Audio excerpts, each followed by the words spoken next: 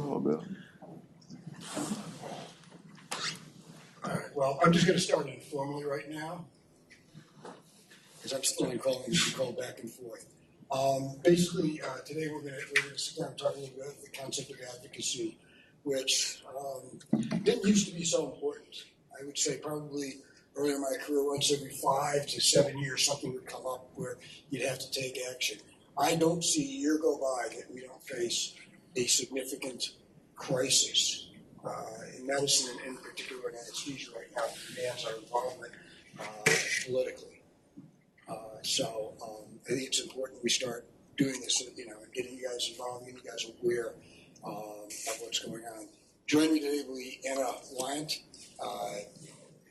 who's the better half of Roland Flores. She is the president of CSA. She's in private practice with USAP, and because of their size and because of their presence, they are very forward-thinking in terms of involvement in the political spectrum. So she's been helped out a lot there and given the opportunities and time to do some of these things, to venture into some of these things. So she'll lend a lot of expertise. I think she's going to begin by giving you a presentation that she provides. Speak of the star. I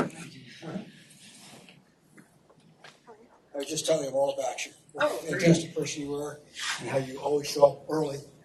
I'm kind of professional. Okay. Some of your attachments in an operating room today. Yeah, around all of us. And that's the problem, is we're sitting in an operating room, and that's a full-time job, and then some, but it still demands our attentions. So I'm going to do some introductory stuff, get you sort of familiar with the topic, and then Dan Janik will join us in a little while, and Mick Alvey is also going to join us. We're going to sort of sit on a panel and try to discuss some of the current issues that are in front of us.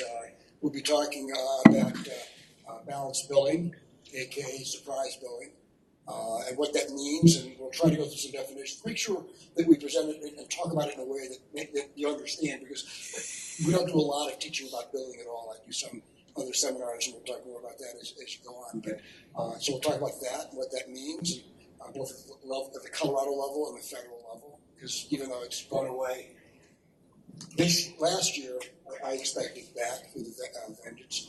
We'll talk about Medicare rates and what a rate is, what we get paid, how we get paid for what we do a little bit. So we get a background on that. I think Roland and I can talk a lot about that.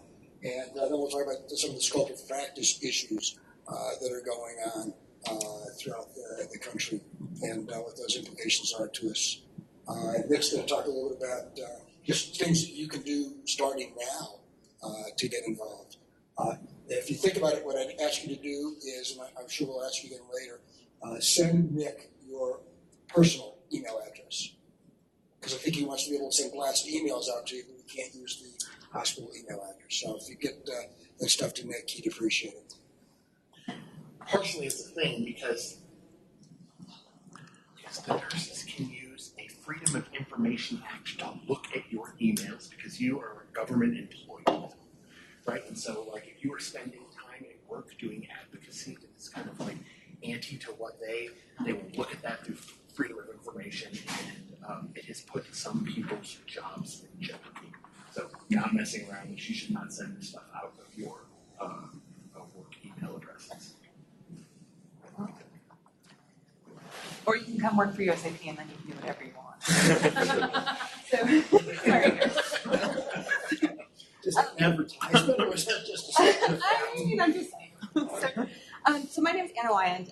So my background is, before I went to medical school, I worked for the Federal Reserve for a bunch of years. So kind of got an idea of sort of how government or sort of quasi-government stuff worked. And then I went to med school in Texas, and Texas has a very, very well-developed advocacy program for doctors in general, and anesthesiologists specifically. The Texas guys are really good at this. And then, so I was involved in Texas for a few years, then came here. And, you guys know that some of your professors, Randy Clark and Janik, these guys, but Randy and Dan specifically had spent years really kind of heading this up in Colorado. And, but that is a lot of work for two guys with, jobs. So I came here, kind of jumped on the board. And then my company, USAP, decided that this was something that we, after a number of years of kind of crabbing and telling them that this was going to drown us if we didn't get on it, I decided to devote resources to it, and so then put me on as the legislative director for them. And then I also then was ran for president-elect of the CSA, and now I'm doing my term as president now, and do our legislative activities through them as well. So I think that the biggest thing to kind of get your head around is that doctors are terrible at doing this.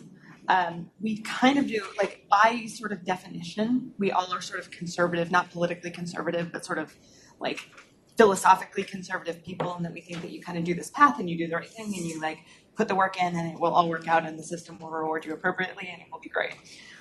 Unfortunately, and I think that's how it's worked for a really long time, this whole kind of, doing well by doing good kind of thing is a huge part of why really, I'm sure most of us went into medicine.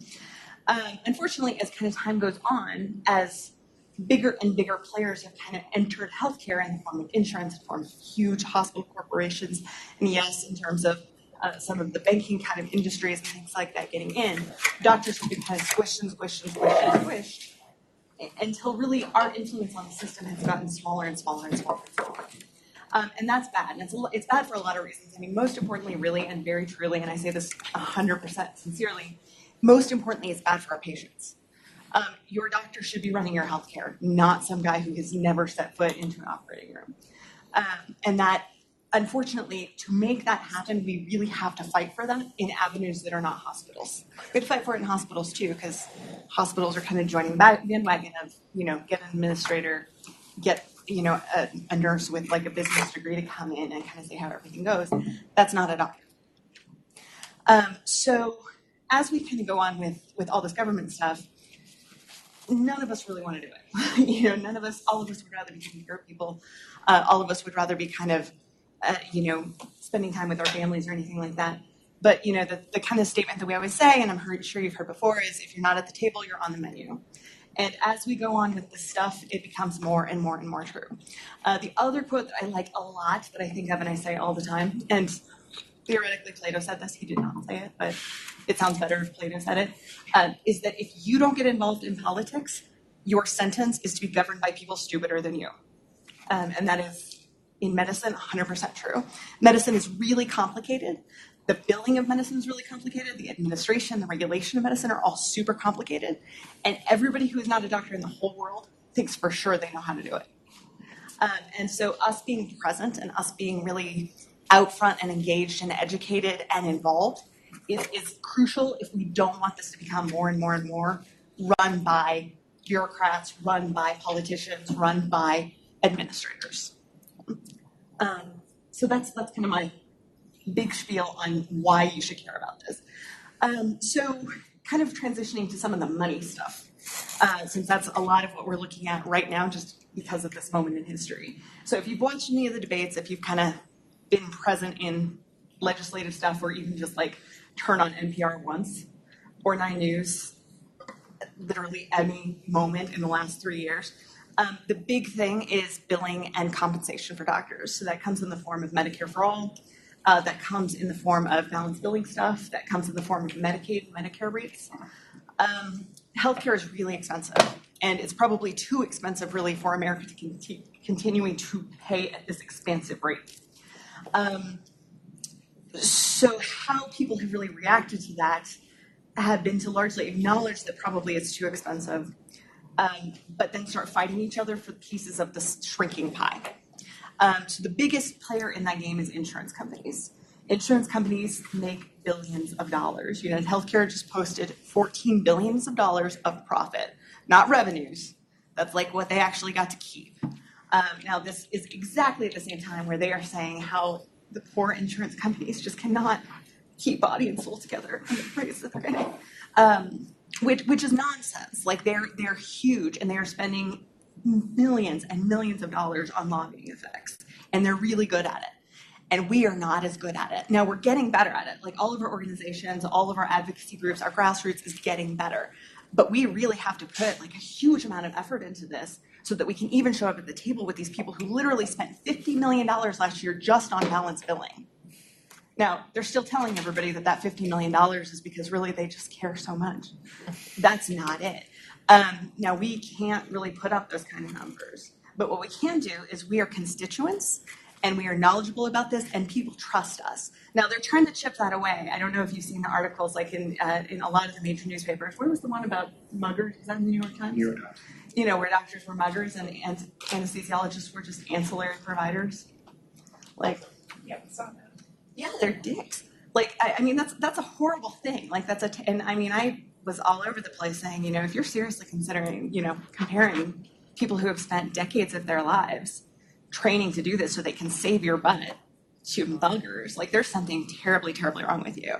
But that's kind of where we are in this conversation, and none of that is an accident. The insurance companies particularly, but also some other players as well, have really capitalized on this big anxiety about healthcare to really focus a lot of their efforts on vilifying doctors because we are an easy target and they know we suck at this. They know that we're kind of, you know, soft touches in terms of if they just keep pushing and pushing and pushing to decrease our compensation and decrease our influence, then they can have that money. And that's really what they've been doing. And while we all have our heads down and are working all night and, you know, making sure you don't bleed out, they're paying yet another like PR person to write another article about what jerks we all are. And if you look at a lot of the coverage that I'm sure you've seen, most of these people actually, you can actually trace the money to the insurance company who's paying them to write it. This isn't all just like coming out of nowhere. This is actually a very focused response to the issues that we're facing. So all of that is really just to say that like this is going to affect your professional lives from now until you retire. Hopefully you retire because, you know, like we're hoping that we can kind of keep the money going a little longer. But if you're not engaged in this and if you're not helping with this, you really are putting yourself at huge amounts of jeopardy that these people who do play this game and who really do kind of fight this fight in all kinds of nasty and dirty ways are totally just going to steamroll over you. And this isn't about which party you represent or which party you support. You can support either party. I don't care. We go to fundraisers of people that are really upsetting sometimes. Really upsetting. But it's important because it's important to be there. It's important to educate people. It's important to do that. So it's not about being partisan. It's not about staying pure or anything like that. It's also not about doing anything, you know, that isn't absolutely the truth and absolutely important for all of your patients. But part of what's important to patients is us continuing to get paid. Because I love my job. I love my patients. I did this to do good work. But if I can't send my kids to college, I got to go do something else.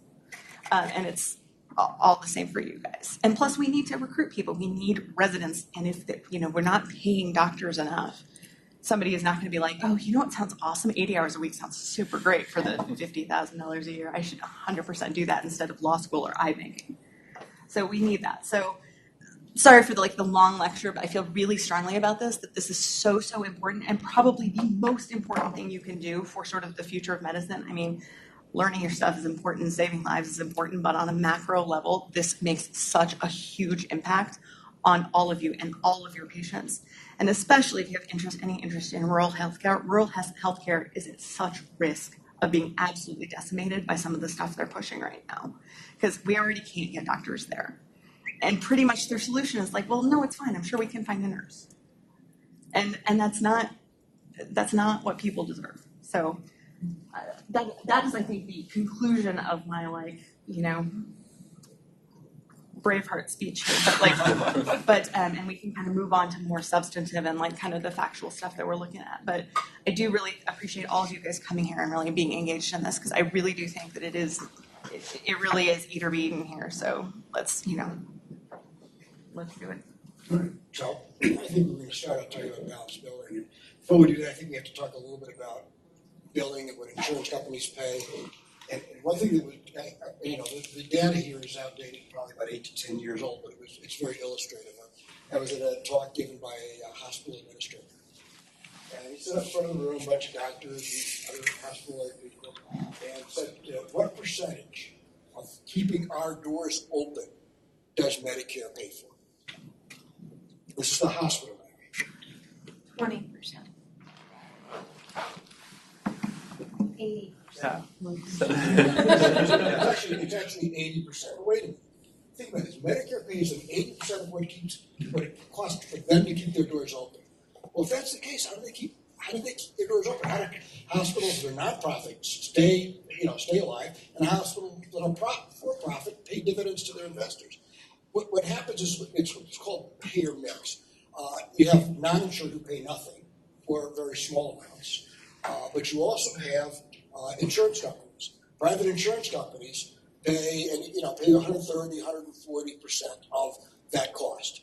So the key is to establish a payer mix, whether you're a hospital, an anesthesia group, or anything else that is sufficient to make a living. We as anesthesiologists, we have to negotiate. Hospitals negotiate with insurance companies. We can talk a little bit more about that if it's on us later. Well, you want to talk a little about anesthesia groups and negotiations with insurance companies? No, you're really I was always somebody's employee. You're the one who ran it. Wow. It's just that you negotiate with different companies, and the bigger you are, the more the more different types of institutions you have. Having hospitals, big hospitals, enhanced your presence and your negotiating ability with the insurance companies. However, insurance companies, in my day, used to like to play it on both ends and say, well, how do I get the anesthesiologist to take less money? Well, the hospital is more dependent on the insurance company than I am, even. So what they do is they go to the hospital and say, you know what? Your in-house providers, we need them all to sign up with us. They don't tell the hospital we're just going to pay them what we want. They say, if they don't, you don't have all, and that means anesthesiologist, radiologist, emergency medicine, and pathology. We're the in-house providers. Everybody else is freelance, comes and goes and brings patients to the hospital. They would say, well, I'll tell you what, if you can't get them all to sign, we're going to dock you 0.25% of whatever we've agreed to for reimbursement. 25 basis points doesn't sound like a lot, but to a hospital, that's their profit, that's their operating margin. You better believe a lot of pressure comes to bear. So what is in-network and out-of-network? What does that mean to you guys? Means that things have been negotiated ahead of time at like set reimbursement rates. If you're an in-network provider, you're like preferred. So, and then if you're an out-of-network provider, you don't necessarily have a contract in place. So you can end up getting, if you're a patient, you end up getting charged a lot more. Sometimes. Yeah, it depends on what the going rate is, what your retail rate is. And different groups, obviously you negotiate with different patients based on situations. We had a retail rate, but I don't remember ever, getting retail money. If I did, it was, I got it from the prison system. That's the only place I got it from the government. That's the only place I got retail money. But otherwise, if somebody came in and we were out of network, let's say, these insurance companies playing hardball with us, we said, no, we're not signing. And so we would send them a bill. And we would end up having to negotiate sometimes. But the bill that you get isn't necessarily, now this insurance company may have negotiated with 10 other anesthesia groups in town. They may have decided that $50 is their going rate per unit. We can talk a little bit more about what a unit is or whatever. And $50 is nothing. You charge $125. So the balance on that is the $75, and the patient would be responsible for it. Actually, the patient would have to pay the whole bill and then get reimbursed at a $50 rate by the insurance company. Let's say you only charge $62. Same difference. The patient pays the whole bill, but then only gets reimbursed. And then, as the patient, you feel like, well, I'm getting cheated, even if it's a small amount.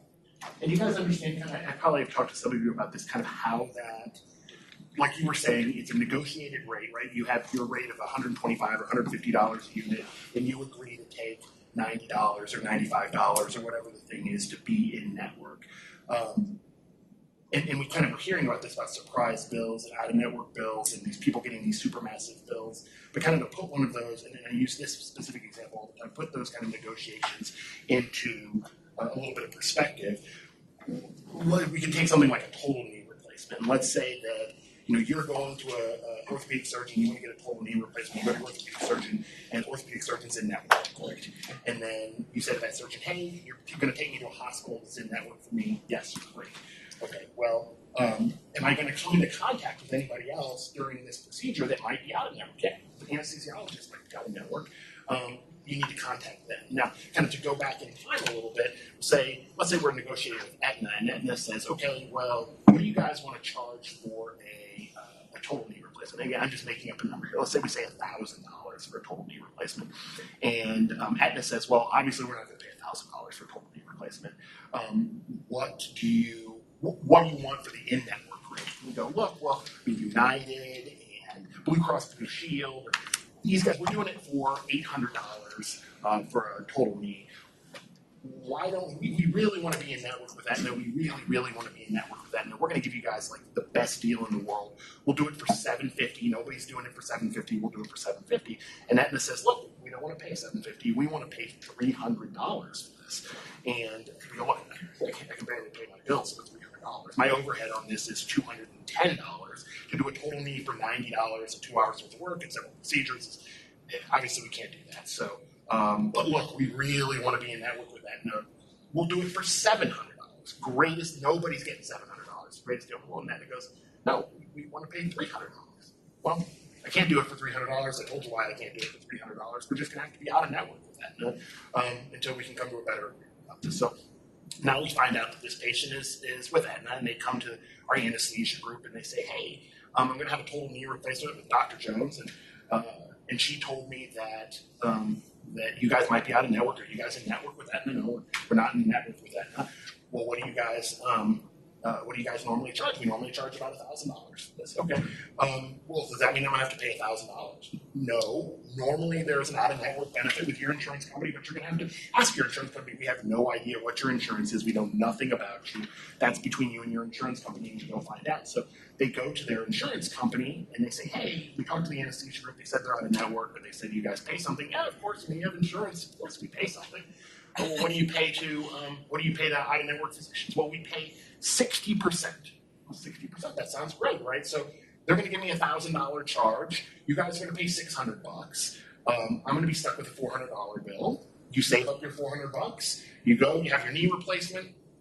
You expect to get a $400, you get a $1,000 bill from the anesthesia group. And you go, okay, well, I'm going to submit this to my insurance company. They're going to pay the $600, and I'm going to get the balance of that bill, which is the $400 that I expected.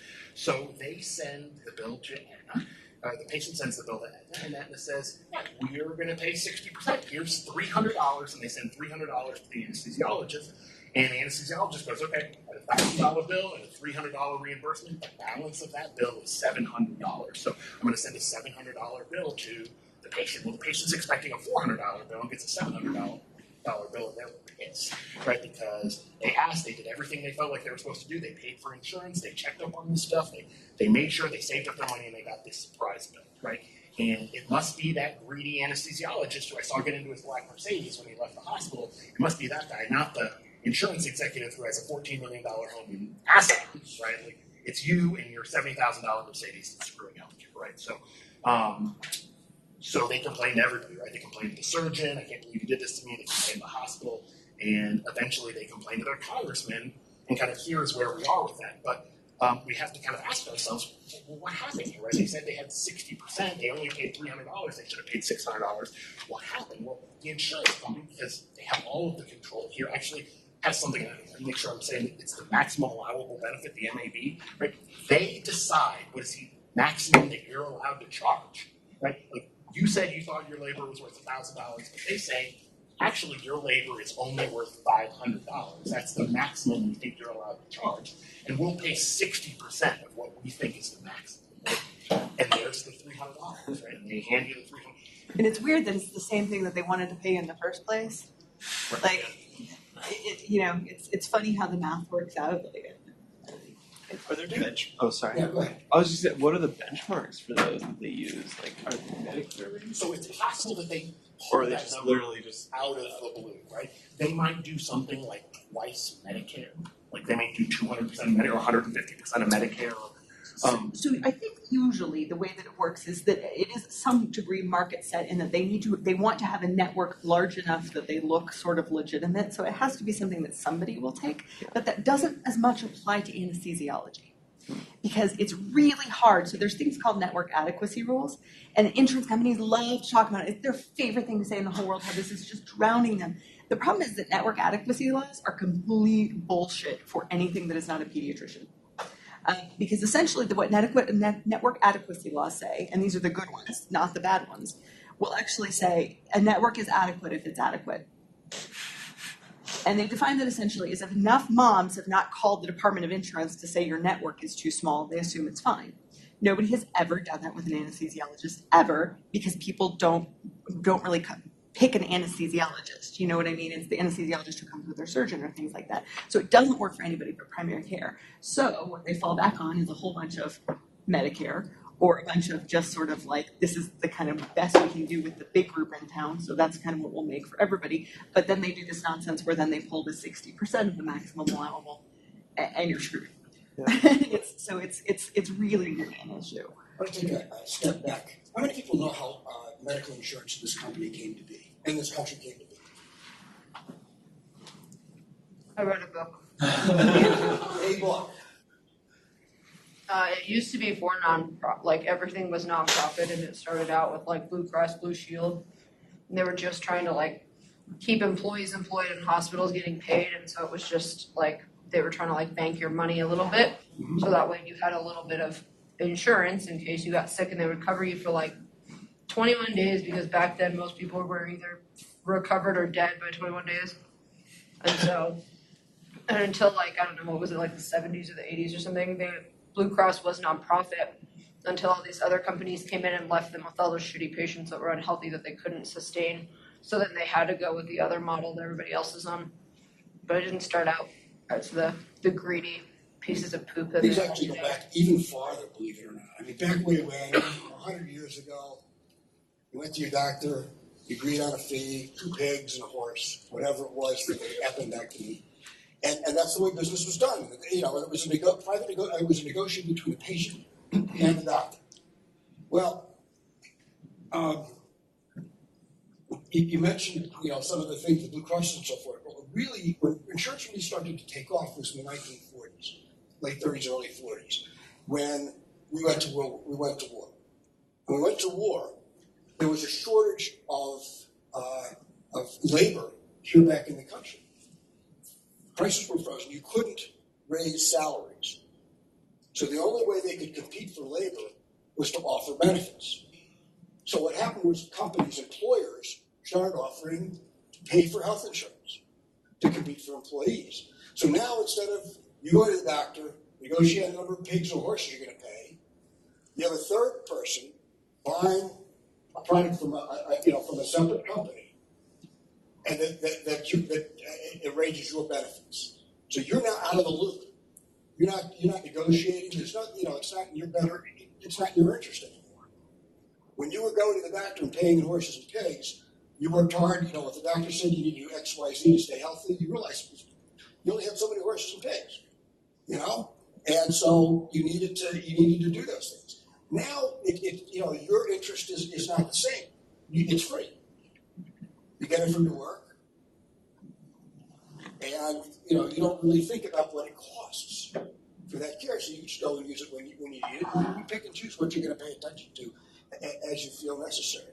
In the last 30 years, what's happened is insurance companies have been slowly pushing the cost off of them and onto you and me, and they do that by raising the deductible and raising the copay. A deductible of $1,000 was unheard of when I started working back in the 70s. A deductible of $500 would have been unheard of. It was all deductible plans. Now I don't know how many people, have plans that get deductibles that aren't in triple figures. I mean, I had an anesthesia job at one point that I didn't worry so much about because I was young and healthy and whatever. I just didn't need to go to a doctor. But every person in the family had a $5,000 individual deductible, right? So like it was this kind of completely crazy plan that if we were in a car accident, it was going to be 20 grand worth of stuff before my insurance kicked in at all. So I mean, they get to be completely outrageous. We don't see that totally here now. Kind of working either for big companies or working for the universities or the state where the benefits are pretty good. But I mean, it's always good. Well, I've got it up with that, so I'm at 6,500 or 6,800 or so, close to $20,000 before I start seeing insurance. So, and that's where part of the problem comes, because now the patient is now responsible for a rate negotiated between an insurance company and a physician that they have no control over, to begin with. And now, because of that big deductible, even if it's something, that they might have considered reasonable, is now a chunk of money, because nothing is cheap.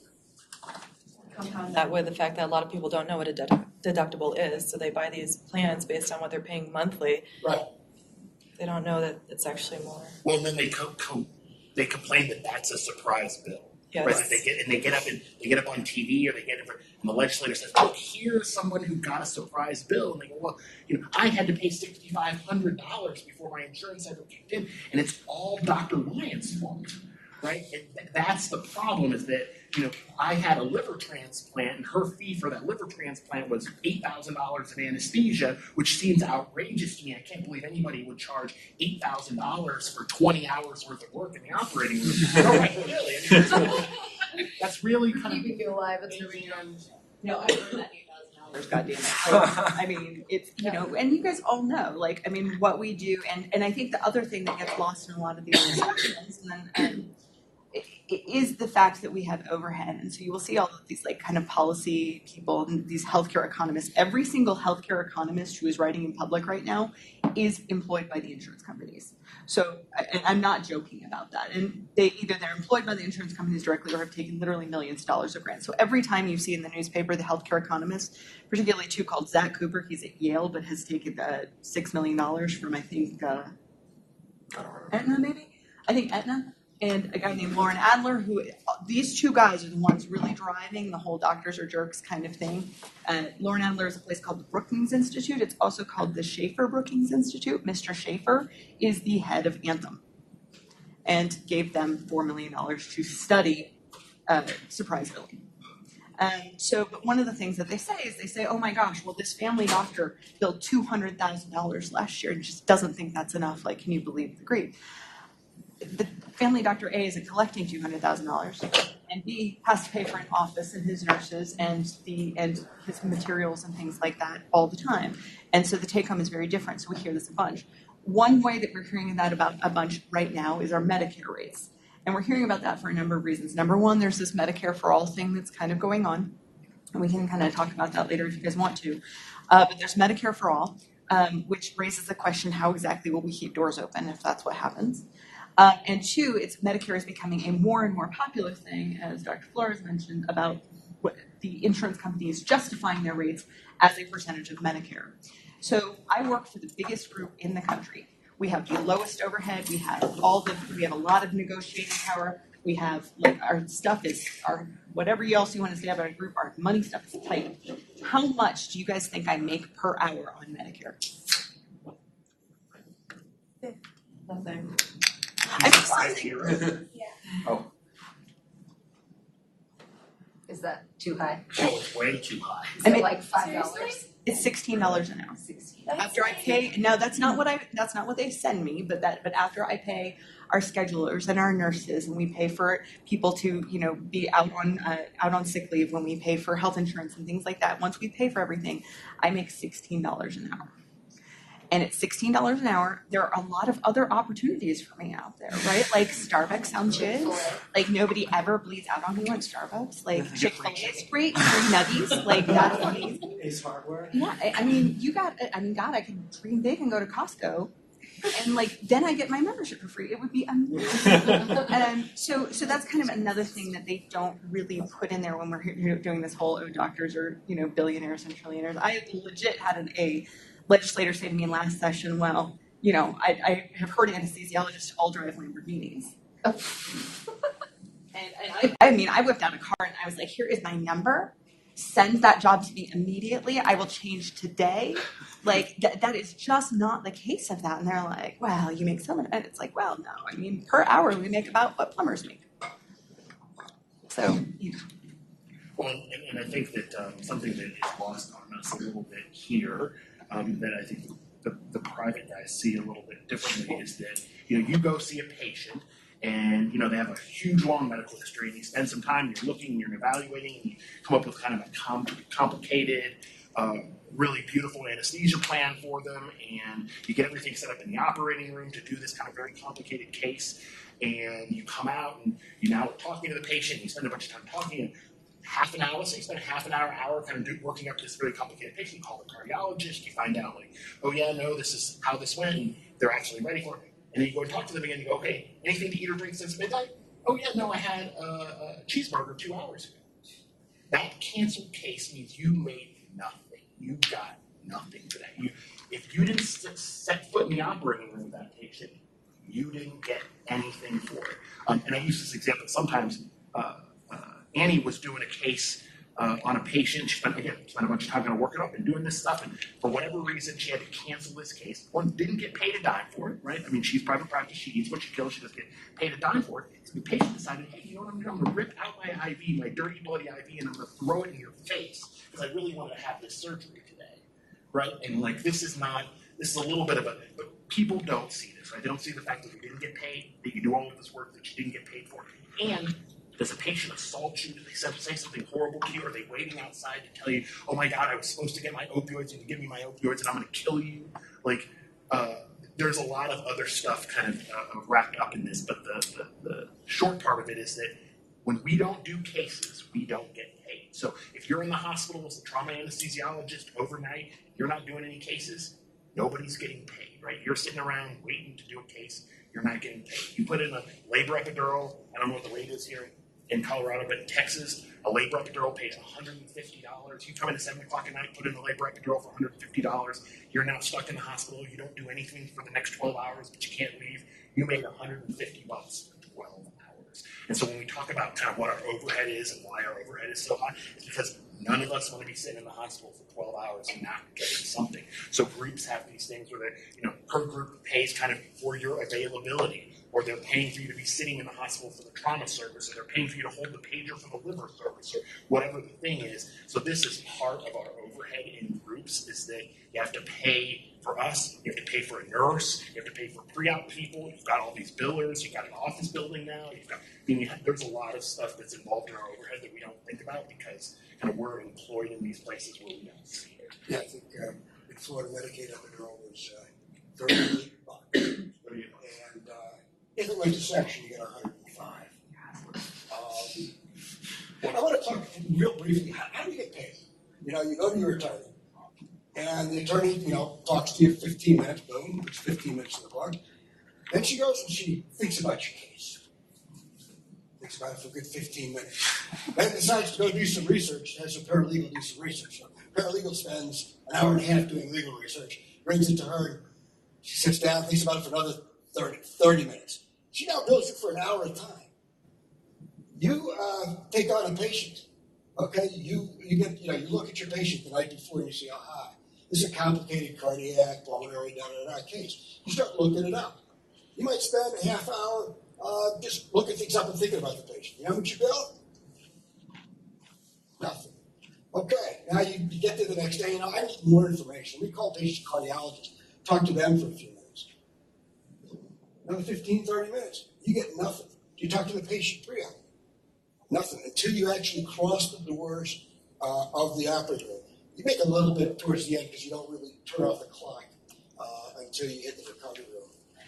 Let me talk about it. In anesthesia, you're basically a glorified taxi driver, not Uber. You're a glorified taxi driver.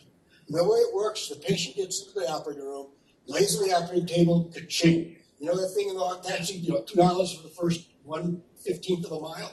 That's your ka-ching. You get a chunk of change. Usually it's rated in units because everything gets negotiated in units, and we'll talk about that in another session. But you get your basic 3 units or whatever it is for most cases. Then it's just time, however long it takes.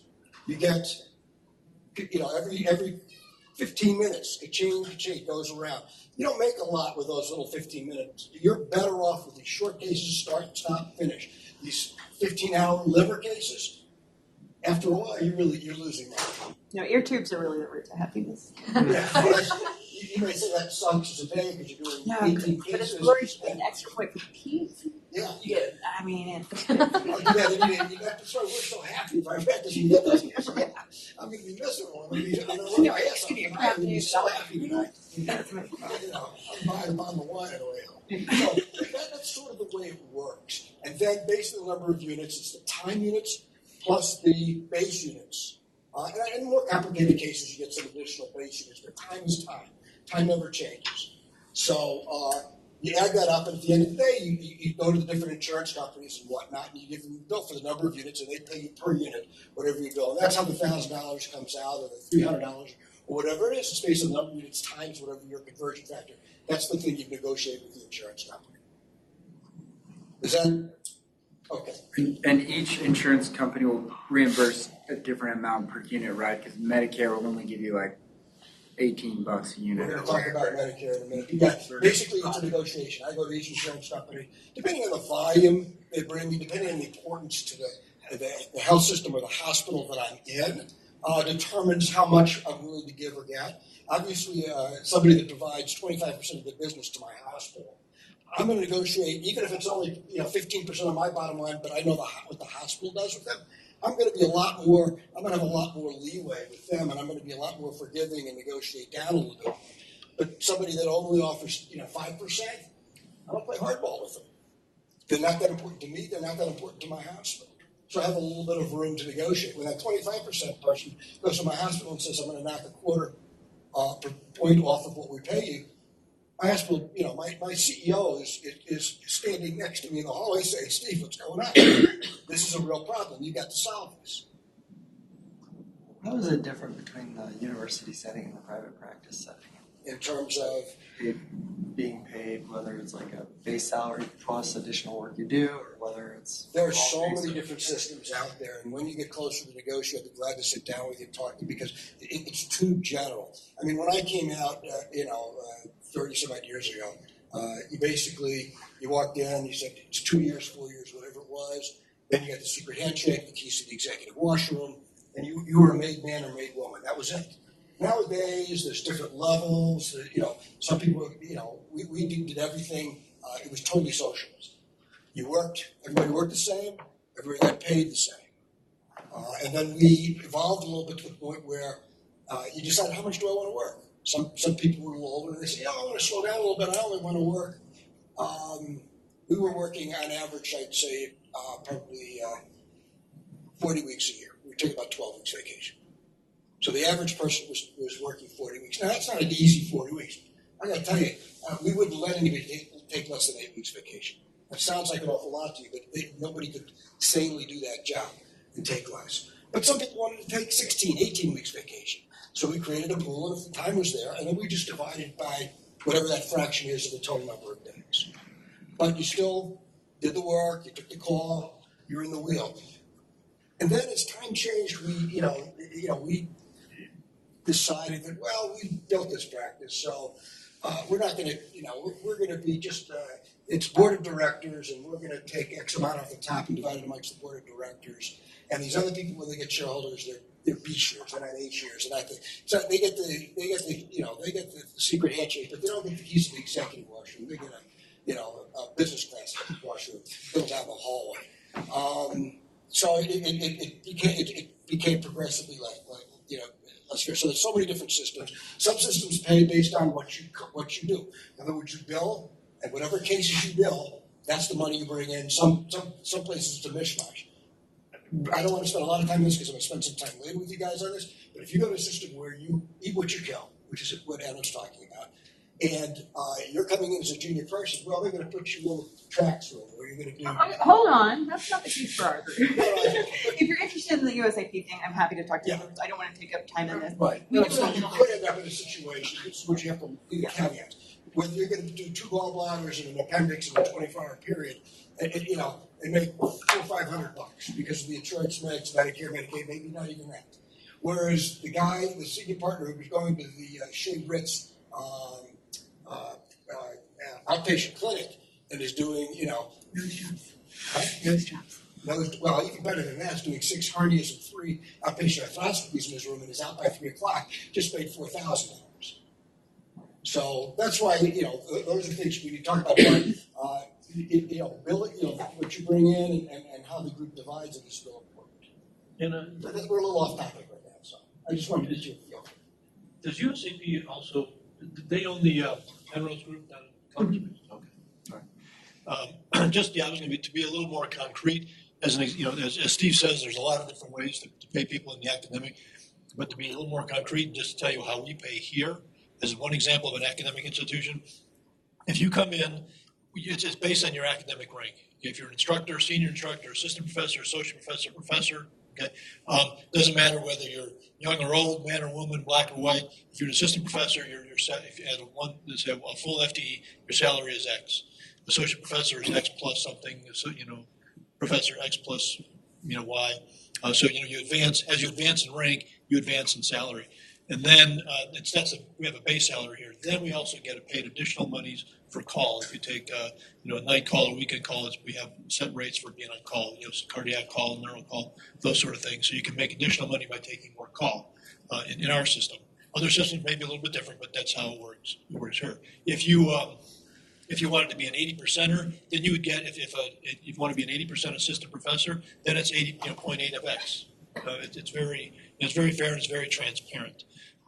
If you would have a leadership position, an administrative position, we may have the department negotiate stipends from the hospital for being like the director of ICU or the director of OB, things like that. So they might get an additional stipend for that. And at one time, I don't know if we have any of these practices around, but contrast that with a private practice. When I was in the Air Force, I was moonlighting with the Penrose Group, and there they had a pretty egalitarian system for a private practice. You came in, you weren't a partner right away because when you make someone a legal partner, then there's all sorts of legal ramifications on how to dump that person. You find out they're a mass murderer, or they just don't fit in your group. So most people come in as an associate for a year or 2 or 3. And different private practices can be exploitative. So hopefully Steve will run a seminar on contract negotiations. But the Penrose Group was very fair. When you came in, you were an associate, but if you were the first call person that day, it didn't matter whether you were the newest person or the oldest person in the group. You got the longest room. The first call got the longest room. Second call got the second longest / busiest room. Third call, and that's how it went. It wasn't that the guy who wanted to make the most money, who was the head partner, would always get the long room to make all the money. That was based on your which call you took. So they were very fair. And then the one thing that you didn't, as an associate, you didn't get to share in was the profit sharing. If there was any group profit left over at the end of the year, you didn't get that. But once you were made a partner, which on average was 1 year for that group, then you were involved in the profit sharing. But there's other groups out there that'll say, well, you got to be an associate for 3 years, and you're at a reduced, we give you the short room, and so you're at like a reduced salary. That's your buy-in into the group. You got to watch out for those kind of groups. But I've always, I just stayed in the military system, so that was very socialized medicine. And then after retiring from the Air Force, I just went into, academic medicine because I liked the security of a salary. And again, the transparency, and there's none of this funny business going on about 3 years to partner. And then you find out, and then you ask the group, how many people have made partner after 3 years? About 1 in the last 15 years, because they may just run the associate, mills. Also, if anybody says the word super partner to you, do not join that group. I think the two big warning signs are having a super partner kind of deal or any kind of or an executive partner or whatever, either a partner or you're not. And also anybody who does not socialize their units.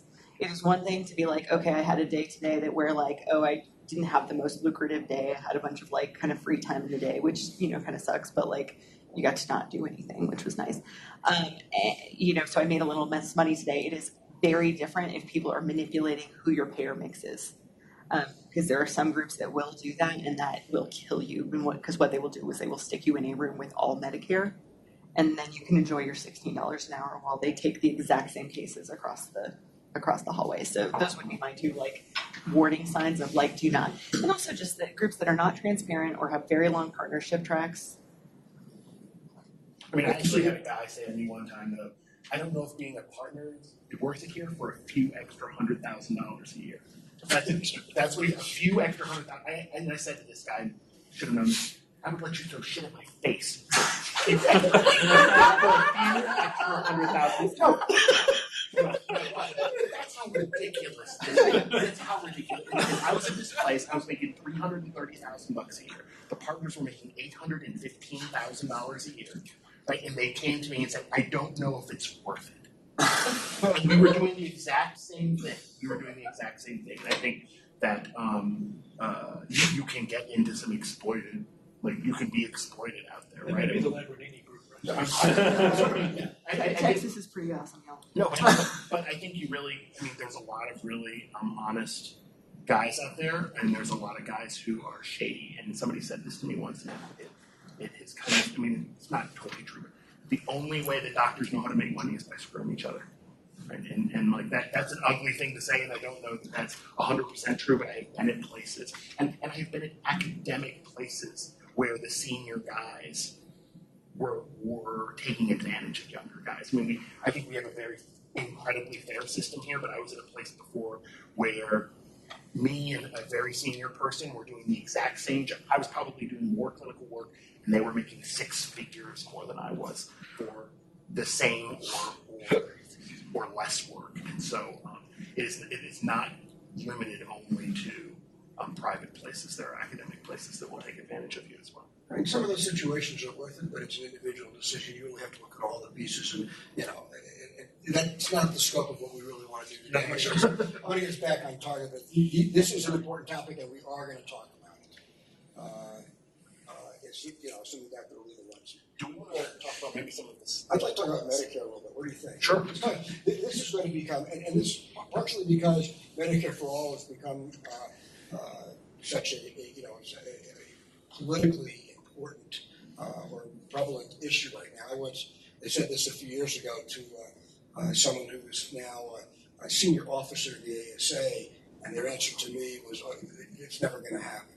Well, a few years later, it's not likely, but it's still possible. So, what does that mean? What does it mean for anesthesiologists? I mean, we're all up here talking about how bad Medicare is, but I'm going to let Anna let's talk about what Medicare pays and why it's so bad for anesthesiologists. Well, I think actually Dan has done a good amount of work on this on the board. Yeah. Or do you want me to do this? So I'll mess it up and you could correct me.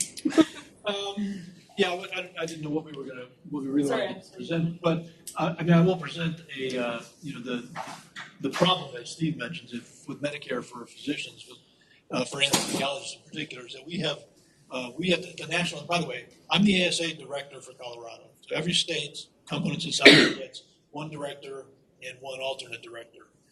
At the ASA, each state, depending on how many anesthesiologists they have, how big their state is, you get members in the House of Delegates. And the ASA has a structure very similar to Congress. So the House of Delegates is like the House of Representatives, and then the directors, the board of directors, is like the Senate.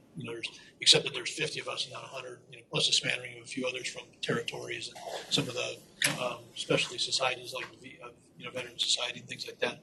And the residents. And the Resident Society and Resident Component Society, that kind of thing. Anyway, I'm the ASA State Director. I was the president of the Colorado Society of Anesthesiologists twice. So it means that twice I was also the president-elect, and twice I was the past president, which means it's a 6-year sentence each time you're elected to that position. And if you're around long enough, usually they get you, you're taking from society.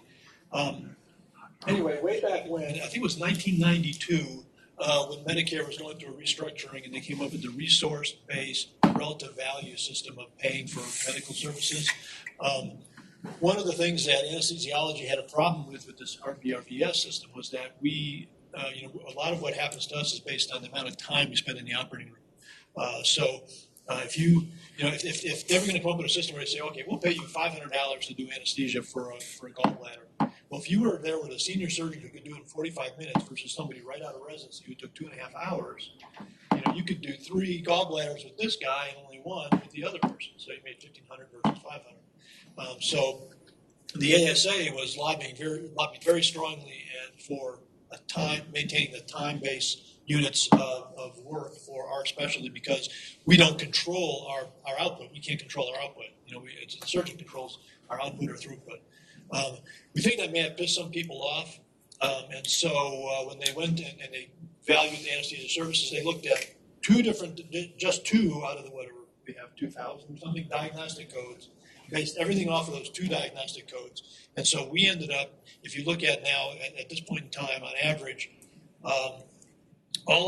most other specialties will get paid approximately 85% of the 85% of what commercial payers will pay. They'll get paid that by Medicare. So their Medicare rate is about 85. Medicare conversion factor is about 85% of reasonable and customary charges to a private insurer. Anesthesiology is at the 33% level. So we have what we call the ASA has what we call the 33% problem, and every year we go to Congress and we're lobbying changing that. So from a national perspective, that puts us at a big disadvantage, and that's why we talk about Medicare so much, is because we get paid, basically less. Well, we get paid less than half of what other specialists get paid, and it's only a third of what reasonable customary charges from private payer. And the next level specialty is about 60%. I mean, we are very far outliers for this issue. And the problem politically is Medicare is a balanced program. So you can't, there have been studies that have shown that we're underpaid roughly, but nobody's going to give up that money, and they can't take any new money in just to pay us more. So we're stuck with it. We're stuck with this problem, at least for now. And the question is, how do we get out of it, especially if we move towards a system where everything becomes government-based? What a Medicare unit now pays $23. 21. I forgot what It depends. It's a little different by state, but it's 21.56 I think in Colorado. So, which is why you'll also hear in some of these, if you read emails from the CSA or the ASA, you'll when they talk about Medicare for All or any other type of payment systems, that's why the leadership of the ASA and the CSA will always lobby with legislators and payers that Medicare is not an appropriate benchmark to use. There are other benchmarks that can be used out there, but Medicare, we're so low on the payment scale from Medicare that we are so disadvantaged that it's not an appropriate benchmark. But of course, the insurance companies would want to use that because then they can pay us a lot less. We, in the time that I was there in my practice, we never, ever negotiated a contract on the basis of a factor of Medicare. Never. We rejected every single one because you just can't. It's not a standard that we can accept. And I think that this is an important thing, no matter how liberal you are. And if you look up pinko commie bedwetter in the dictionary, there's my smiling face. I am a liberal guy. I'm a very liberal guy. I want there to be health care for people. I really I think we do a crummy job in this country of doing it. I'm a very liberal guy. And anytime somebody says Medicare for all, I'm like, that means surgery for nobody. That means surgery for nobody. And so, and that's what we should all be telling people, is that, no matter how liberal you are, if you do it based on this thing, nobody is going to put people to sleep and wake them up. Not us, not nurses, no one. No one is going to do it. So let's talk practicality. Dan mentioned the conversion factor, Brianna mentioned the conversion factor is $21. That's $85. Before you take off any overhead, assuming even if you have no overhead, can you really work for that? And that's $170,000 a year for a 40-hour week and 2 weeks of vacation. And how much? And how much? What's your student loan? I mean, that's nothing else. They're going to give you $170,000 for a 40-hour week. And so even if you put in it, and that's 40 hours in the operating room. Doing a case. Right, doing a case. That's not 40 hours of work. Yeah. You always double it in 2 weeks of vacation. That's your yearly salary. Steve, do you mind if I hijack for a minute and go back to balance for just a second? Because I feel like I did a good job of kind of explaining why this is such a big issue. Obviously, it's a big issue because it has become one of the kind of, oh my God, issues of the government in the last few years. So I want to explain to you why it's a big deal for us. So people have, as Dr. Flores had kind of set this all out, people get these bills and they don't like them, and it's a bummer for them, for sure. There's also the problem that some people who are jerks have taken advantage of this system. And so there have been a few, and when I say a few, I mean a very small number, a handful of people who are doing things like we saw one from Colorado who had a finger pinning on a 21-year-old kid. It took less than 40 minutes and they charged $7,000. For the anesthesia. That is not a reasonable rate. Some people were doing some nasty things. There are ways to address that, and everybody is behind addressing that kind of nonsense. Like, people should not get $7,000 bills for $40 minutes worth of work. That's crazy. We've had the same problem with like the neuromonitors. That's like kind of another big one where we had some neuromonitors doing 4 hours of a case, but then sending a $120,000 bill. And that's obviously not okay. And so that's not what we're talking about. We are all on board with stopping that, and all of the kind of things that we're looking at stop that kind of stuff. And all of the bills actually that we're considering for balance billing kind of stuff actually stop patients getting those costs at like any of the costs from the out-of-network stuff at all. Where we are having a big hang up and why balance billing is like the issue for anesthesia, like it is extinction level event kind of thing, is not because we want to bill a whole bunch of people out of network. We don't want to send these, and most of us don't. Like, our company literally just sends the same in-network cost that you would have gotten anyway. But the problem is that the way the insurance companies have done this is that they have essentially, to some degree, created this crisis, right? By narrowing networks, by offering these like ridiculous contracts. Like, I got a couple of trauma surgeon friends and they are screwed, right? Because the trauma surgeons, usually they work on their own, and so the insurance company does not care if this one trauma surgeon is out of network. And so the insurance companies will literally be like, we will pay you $50 a case. Like, they can't do that. Like, like they can't do that. That's not a thing. So by narrowing networks, by doing these really high deductible plans, the insurance companies have really kind of raised this to sort of crisis level and then been like, oh, it's the ducks. The reason that they are doing this is because what they are trying to do is take away our ability to negotiate fair contracts with them. It doesn't have anything to do with our relationship with the patient or even their relationship with the patient. What they're trying to do is manipulate this so that they get to set the rate that they want to set, and we have to take it no matter what. And the way that that works is that right now what happens is if they say you get your $300 for your knee replacement, and we say, no, we're still going to charge $800 for a knee replacement, then there still has to be a way for us to get that money.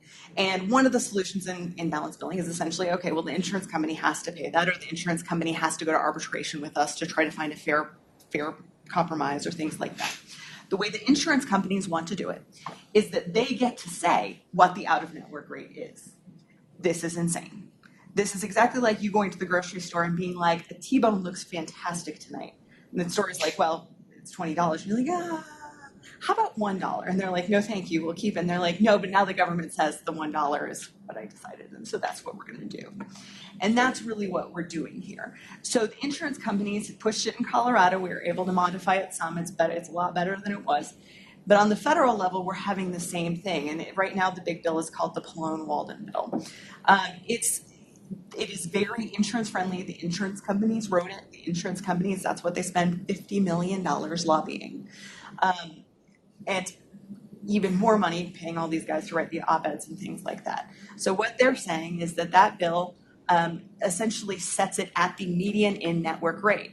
The problem with that is that the median in-network rate is set by the insurance companies. So if they say our median in-network rate, we're giving everybody the same contract, and everybody is getting $25 a unit. And if everybody says, no, thank you, we are not doing this for $25 a unit, we're out of network. They say, well, great, you're out of network. This bill says that we get to pay you, right, $25 a unit. So what it does is it mandates you taking whatever they say is appropriate. Okay, now some of the other things are based off of Medicare, which is also bad. A lot of them are saying you get Medicare rates, which again is, we can't stay open. Literally no one could do this. Not academic people, not private people, not the VA, for heaven's sake. Well, I guess the VA would figure it out. But yeah, literally no one could do that. And one thing I hear a lot, and I kind of want to emphasize a little bit, is that I do hear some like, well, but I'm academic, or I want to go into academics, so that doesn't matter because they'll just pay me a salary. No one is going to pay you those salaries if the market salary for an anesthesiologist is a half that. right? It doesn't, same deal with the Kaiser docs, and the Kaiser docs have been amazing at really fighting some of this stuff, and they're all really smart, but it took a little bit of going because they're like, well, but I'm Kaiser, and they just pay me the salary. It's like, well, no, the only reason Kaiser pays you that salary is because their competitors in the private market pay those salaries. So this is all a really, really direct thing for your career and your livelihood, no matter what practice environment you're going into. I guess not the Army. You can go into the Army and it'll pretty much probably stay the same. Yeah, because they'll pay you a third. Yeah. You're already It's gonna make way less than everybody else. Practicalities of what Doug Wyatt mentioned here.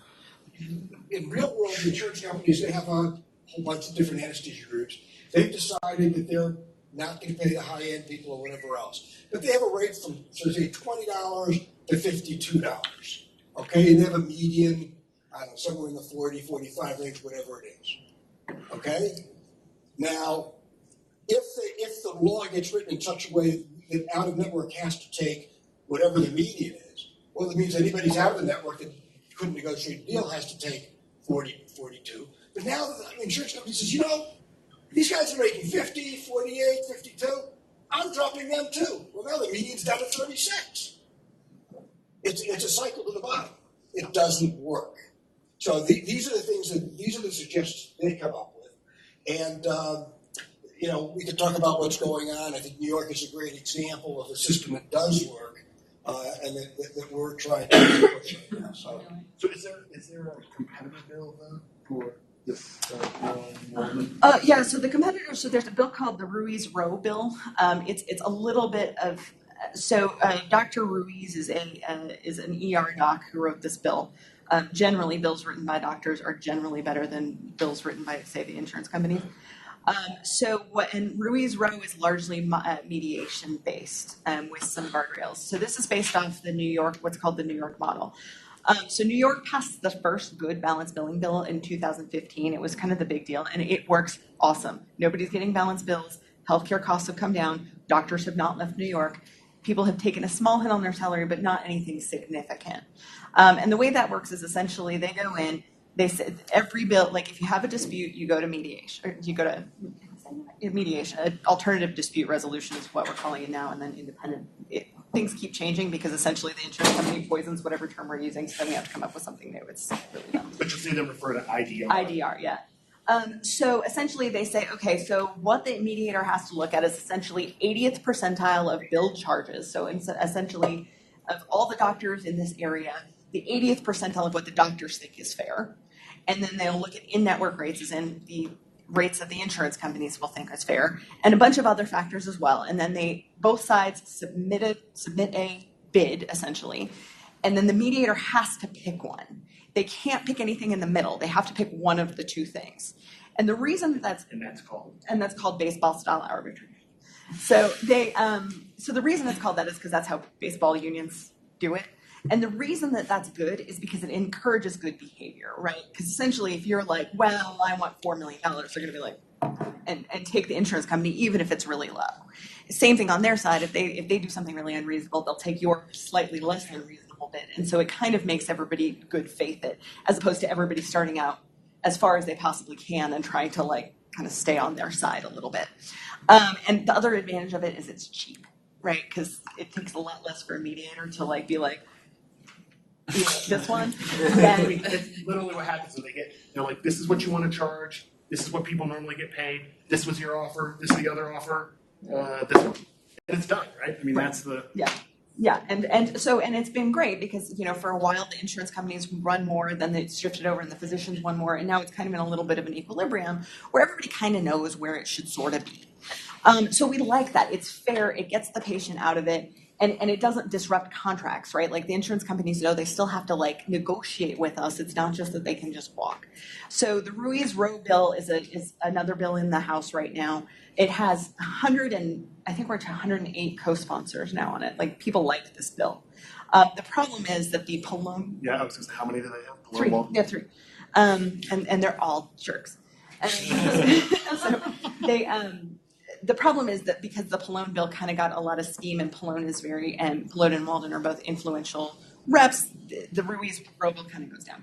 But the 108 signatures is important in terms of these are all people who have concerns with this bill. At the last minute, kind of right before they were going to sort of force through this kind of nonsense thing where they were essentially going to sneak it in the budget so that you couldn't take it out. I mean, there was a lot of maneuvering. It was some dirty crap. But what happened was that the Ways and Means Committee, who has members that are friendly to us, said, wait, stop, we're going to do our own thing, which really pissed off Malone, which was delightful. But they kind of said, wait a second, stop. So now they're going to come up with their own thing as well that's probably going to look a little bit more like Ruby's Row. So when you're talking to people about this, number one, it is not the doctors doing this. The insurance companies are the ones not paying for services. The insurance companies are the ones narrowing networks. We 100% support trying to help people not have this happen to them. We do not support making this a gift to the insurance companies that will drive doctors out of business. Because as much as everybody wants to be like, doctors can make less, you want to be able to see a doctor, for heaven's sakes. So, and there's nobody in organized medicine who thinks that surprise bills are okay, right? yeah, no, nobody's lobbying to be like, no, we should totally send $10,000 for 5 minutes. Nobody is doing that. But all of organized medicine is saying the patients should be taken out of this negotiation. It should be between physicians and insurance and payers, right, of some kind. But none of us are like, well, this should somehow get dumped on the patients. Everybody is saying that the patients should be taken out. We should keep the patients harmless from this. And we should have a fair negotiation between payers and physicians. Literally all we're saying is, can we please have an independent source that actually kind of looks at this rather than saying, yes, please let the insurance companies unilaterally decide what they should pay doctors.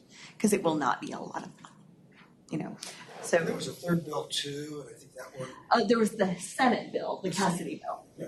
Yeah. So there was a bill on the Senate side, but kind of all the movement right now is on the House side. The Cassidy bill is not terrible. It's not as good as the Ruiz Road, but we could probably work with it. But we kind of have to see what happens. The threshold Yeah. was too high. They set a threshold for how much the dispute had to be that excluded probably 80-90% of anesthesia bills. Well, and right now the Senate's busy. So we're probably going to see more movement on the House for a little bit, and then we'll see it cross over and try to get it done. There's a lot of political. This would be a nationwide bill that would supersede all those statewide. So no, so this is really getting into some wonky ass weeds here, and I'm literally the only person who likes to talk about this, so I'm going to make it really fast. Essentially, the state of Colorado administers a certain number of plans that are called non-ERISA plans. That is controlled by the Colorado Department of Insurance, which is a whole nother story that involves tawdry stuff that I will tell you sometime if you want to know. The Department of Insurance controls that. That's about a third of the plans in Colorado, not counting if you throw out Medicaid, Medicare, and self-insurance. Then the 2/3 are administered by the federal government. So it's theoretically the states that have balanced billing standards, which is about 20-something states now, would keep their plans under their laws, and then the federal plan would do the federal bill would affect the federal plans. It's likely that a lot of states would actually then bring their laws into compliance with the federal just to make it not a total headache. But theoretically, it's two separate things. And do we have a state law here? Yeah, so we passed one last year. It took up literally all of my last year, and it sucked real bad. It's kind of a blend. We have benchmarks that I don't like, and as you might imagine, the insurance companies have spent the last year trying to screw with those, including doing things like there's a database that is one of the benchmarks that's supposed to be this nonpartisan, industry influenced thing that the state of Colorado does. They have literally spent the last year dumping bad data on there on purpose, doing stuff like instead of sending what they're, so everybody in anesthesia, unless you're in Utah, in which case they do some screwy ass things there, but everyone in America uses a 15-minute unit for anesthesia. Like, that is very standard, that is very normal. The insurance companies in Colorado, as they did some of this nonsense in New York too, started submitting what their conversion factor was for 1-minute units. They did not label that these were 1-minute units. They just submitted it as a unit. So they dirtied the data up with all of these things that were like, oh, instead of paying the $80 a unit, we're paying literally 1/15 that. So that it's been screwy. Or null values. Or null values that they've been like, oh, well, we pay $100 per unit, but it was 0 minutes, and so now the average is it's ugly. or, I mean, the level of them screwing with it, or they would be co-insurance, and so instead of paying $80 unit, they pay $12 unit, so they submit that co-insurance value in there, so that now they fiddled around with it, and thank God, this is, I mean, you're going to hear a lot of kind of nasty stuff sometimes about private equity and about these super groups and some of these things, but her group, because it is throughout the whole country, has had to deal with this in other places. And so people with some institutional knowledge are like, hey, Dr. Wine, pay attention to this. And she shows up at these implementation meetings and is able to say, hey, did you put some null values in there? Or, hey, did you put co-insurance values in there? Like, oh, yeah, it looks like there are some co-insurance. Really, I mean, this is, if you,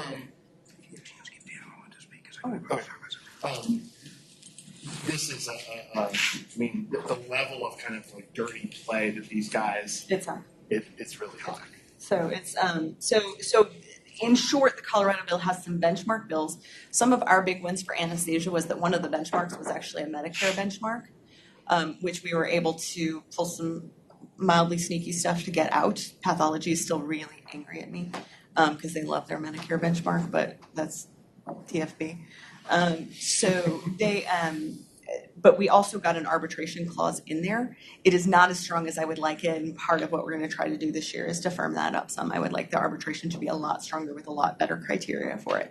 So I would say we are not nearly as good as New York. We are not nearly as bad as we started last year, and we're about 4,000 times better than California, which is pretty much as usual. But it's so that's kind of where we are. We're still seeing, it just passed last year. It hasn't actually gone, it went into effect January 1st, but we don't really know how the first thing the insurance companies did was they kicked a lot of people out of network.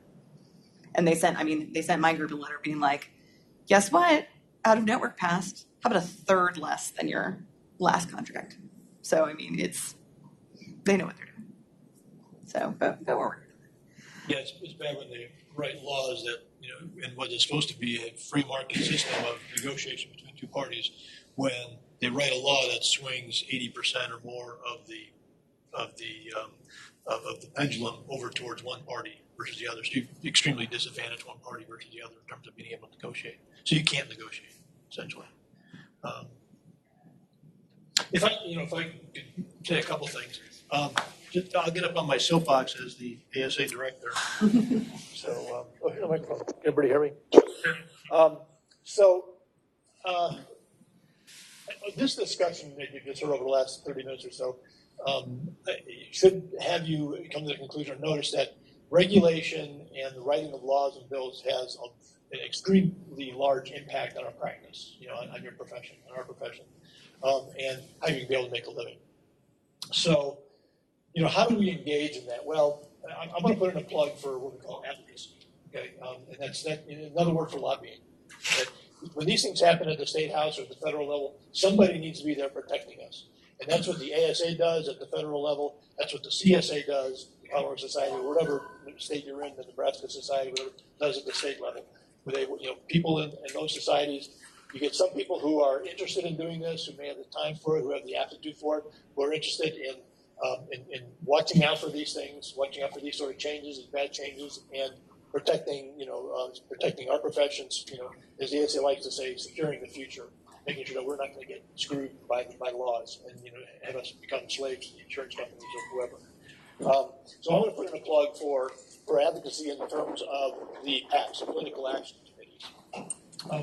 The way that the ASA and the state societies accomplish this effort is through the PACs, the state PAC, the ASA PAC, the national PAC. So we use that money. We, meaning ASA, so we use that money to help go out and we show up at fundraisers for different legislators and give them a PAC check if they're willing to support our issues and show them that we will support them at the polls.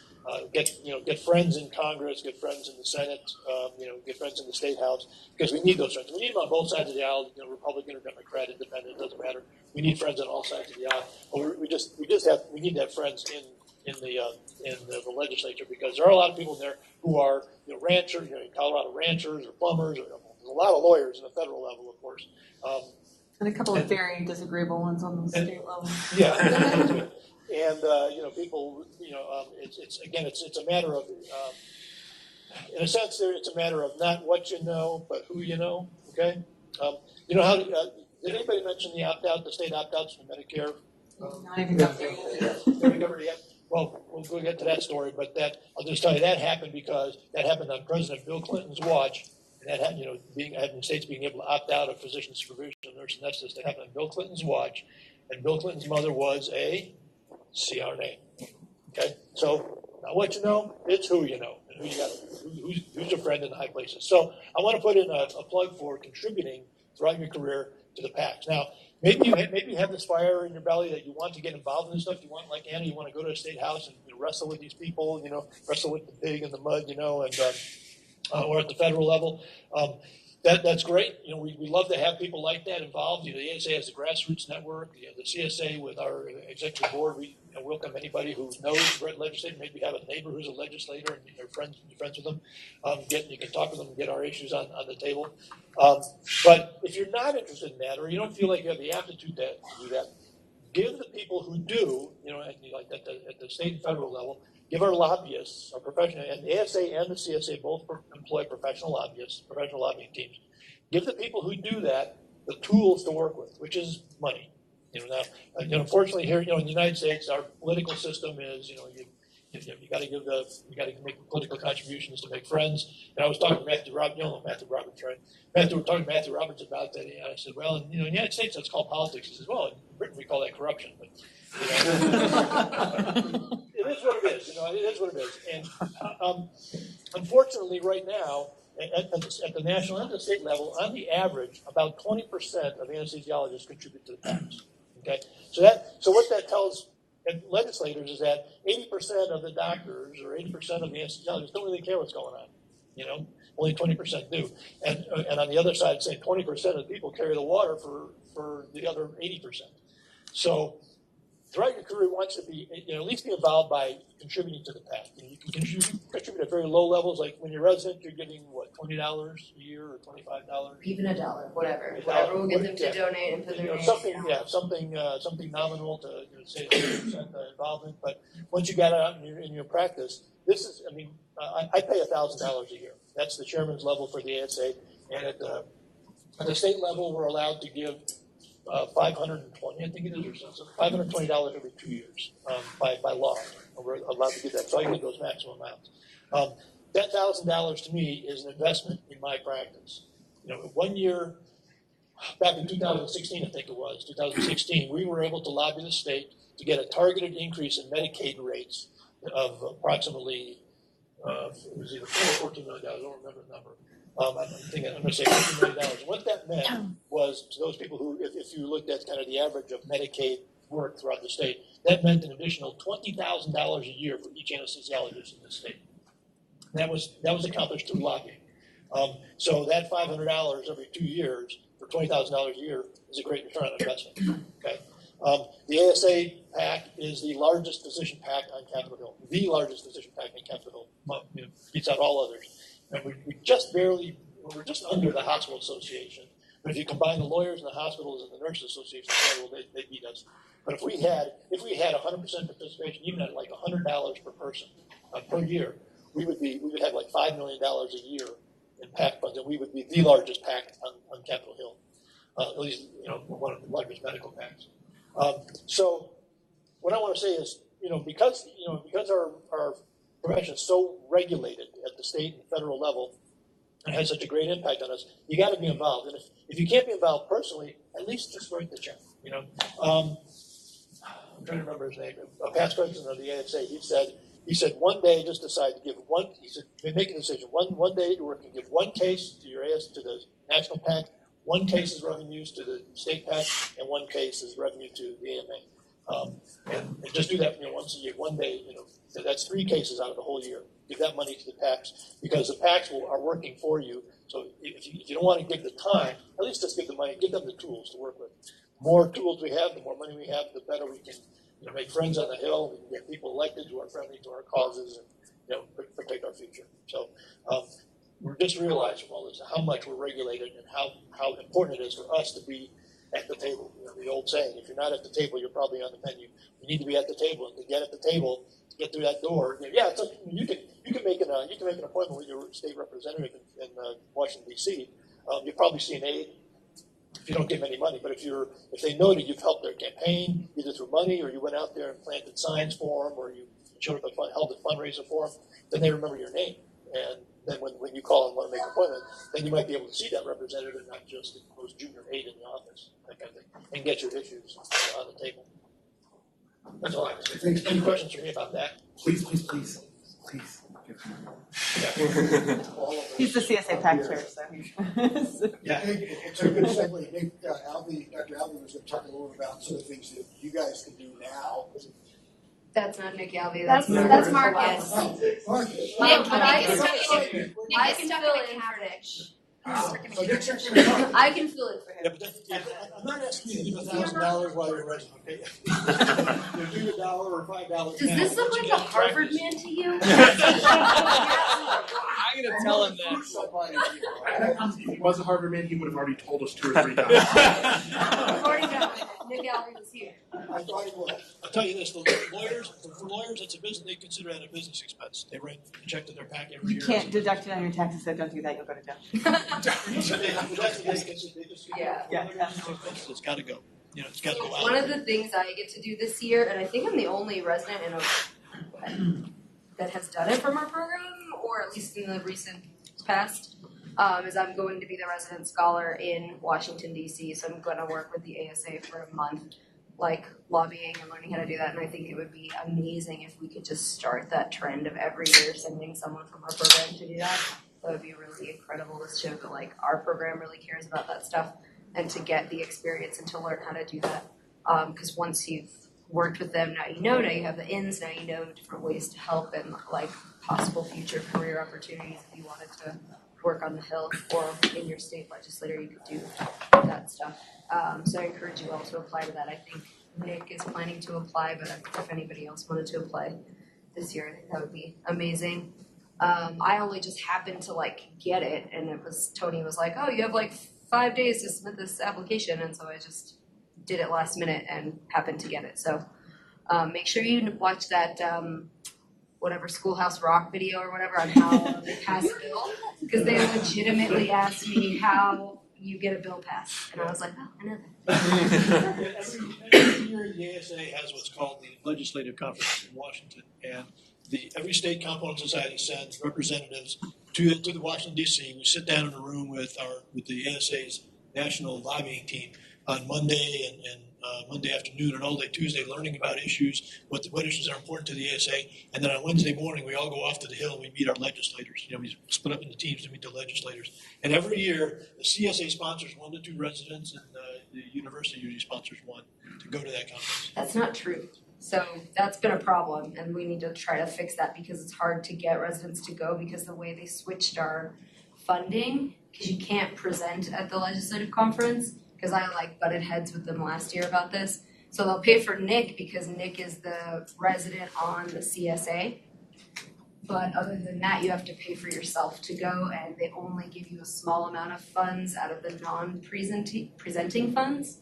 So they're not sponsoring us to go, and so it's a very expensive conference because you have to get to DC. Like the flight's not too bad, but then you have to stay there, and that's really expensive. And I luckily like have a friend that lives there, so I just stayed with them. So if they got more residents to go, and then they could all pitch in like they do at ASA and stay at an Airbnb or something to make their housing or like less expensive, or if the department really is going to sponsor them, that would be great. But that was not the case. For me, the last 2 years, I was not sponsored at all. It's unfortunately a very limited number of people that the ASA, the position that you have. I think it's certainly less. I think it's less than 20. Oh, for the thing that I'm going at, that's different than the legislative conference. That's So we're talking. The ASA will give me a stipend of like $6,500, which is I great. was going to say I sort of want to challenge you publicly because I know when you come back. We are endeavoring to set up an elective in advocacy equivalent to that you can do at the federal level and state level. So I'd like to take advantage of the knowledge to come back with to get together with Dr. Bryant, myself, Edie Boosum, who does our lobbying Dr. Janik here. I think that we can really put this together sometime in the next 6 months and get that as a permanent thing that residents can do. Yeah, that would be amazing. Well, if the CSA can sponsor you, the CSA will pay your bill. The Yeah, coverage. per Dr. Hawkins last year, the only one the CSA would sponsor was the resident that's on the CSA. They We'll didn't. take a look at it. So if there are ways to get that, that's part of that's the biggest hurdle there, is because you can't present there. There's no way to use those extra funds that we have. We should probably try to address that with the department too, because I Right. promise talking to 10 different legislators is probably more worthwhile than standing next to your poster. Right. And I say that as a veteran of many. You know, Right, so if they just wanna consider that a conference that you can use those presenting funds for, that would be lovely, because you have a whole lot more. And you are presenting, you're getting, I mean. Right, but they I'm don't pretty sure when you were consider there, you talked to some of these legislators, right? Even as like kind of a new member of the team. And like, I think that that's one of the really cool things about all of this, is that like, we want people, we need people, we really want you to be involved. And like, I wasn't involved in this several years ago, and I talked to her about it, and she's like, you show up and you say yes. And I'm like, like I literally just show up and say, I want to help with something. And that is exactly how it happens. You go to these meetings, you say, hey, I'm so-and-so, and I want to be involved, and I want to do this stuff. And people are like, that's great. We would love for you to be involved. And they will find work for you to do, and you will be involved. And like, this is, it's actually been one of the cooler things. I think one of the more interesting, fulfilling parts of my career in the last several years, since she got me involved in all of this, that I've been able to participate in. And like, I have been the brand new person at that legislative conference, like sweating bullets with whatever like 19-year-old kid is like talking to us about their issues and about the issues that we have, and like it's hard to kind of take that first step, but it's actually such a cool thing, and you get to be involved with some really cool things, and you get to be involved